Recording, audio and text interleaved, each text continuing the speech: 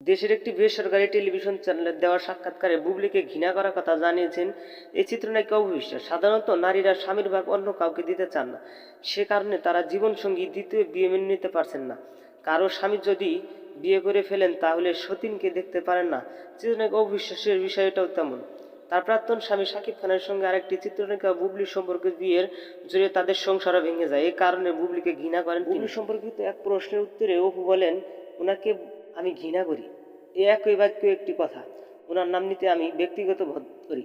আমি জানি এই ওয়ার্ডটা প্রচুর ভাইরাল হবে, এটা আমাকে ম্যাগার করবে। ইংলিশে হেট হলো স্মার্ট হয়, বাংলায় তাকে আমি ঘৃণা করি। তবে বুবলিকে ঘৃণা করলেও তার ছেলে শেহজাদ খান বীরকে ভালোবেসে অপু। তার এক কথায়, জয় আমার সন্তান, বীরও অবশ্যই আমার সন্তান। আমি ওকে অনেক পছন্দ করি, ওকে আমি মন থেকে দোয়া করি। আমি বীরকে দেখেছি কিন্তু ও দেখেনি। খুব কিউট, মাশাল্লাহ। বন্ধুরা, ভিডিওটি ভালো লাগে একটা লাইক, নিত্য নতুন আপডেট নিউজ পেতে আমাদের সাথে থাকুন। অসংখ্য ধন্যবাদ পুরো ভিডিওটি উপভোগ করতে।